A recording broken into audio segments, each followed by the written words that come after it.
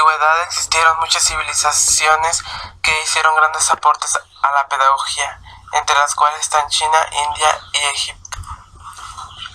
Cada civilización tenía una organización política, un estado, un jefe supremo único y una administración pública.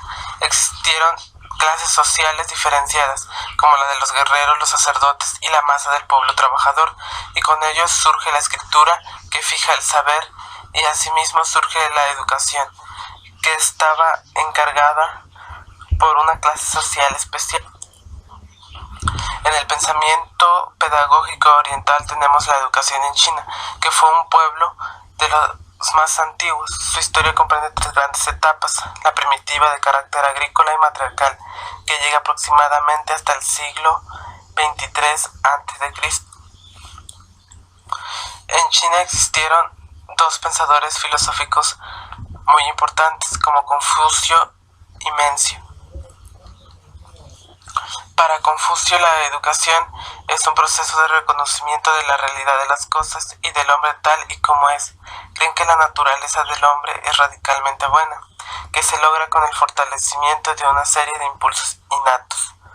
Esta educación se iniciaba en el reconocimiento y la aceptación sincera de uno mismo, porque solo de esta forma es posible llegar a conocer y a seguir la naturaleza que le ha sido otorgada por el Dios a los hombres.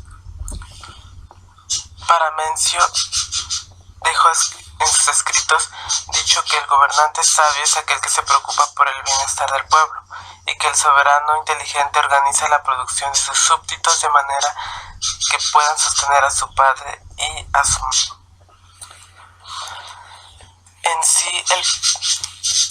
En el pensamiento pedagógico oriental, la educación, el papel del maestro es secundario, pues entiende la educación como un proceso de autodesarrollo subordinado a la naturaleza, que se inicia en el interior del educando, que es quien ha de reclamar y aceptar con sinceridad la ayuda exterior del educador.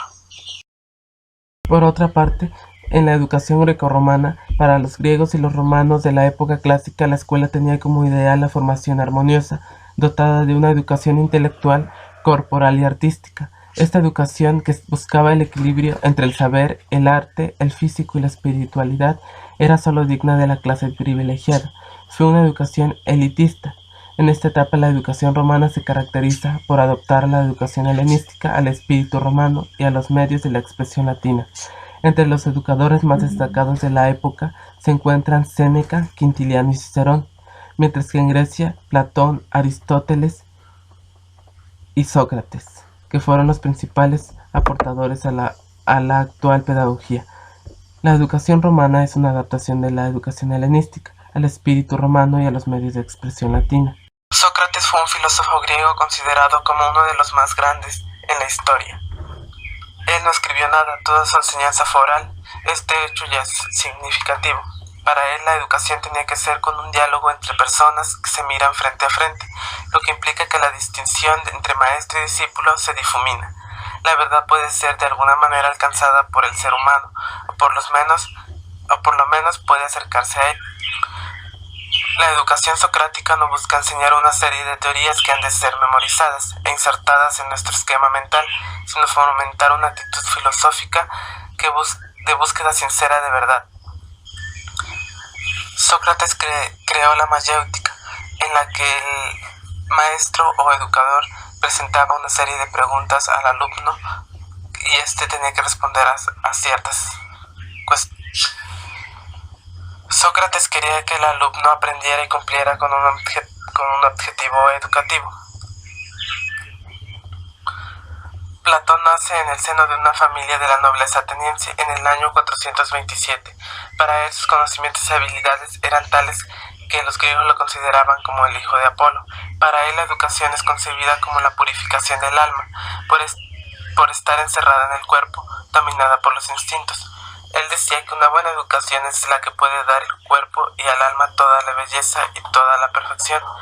Él centra su educación en lo llamado determinado por el grupo social de referencia. Por tanto, es el arte de atraer y conducir a los jóvenes hacia la que dice la ley.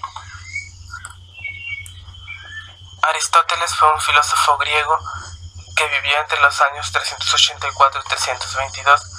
Fue un hombre muy completo que estudió lógica, biología, filosofía, ontología, pedagogía, psicología, política, gramática, estética y anatomía.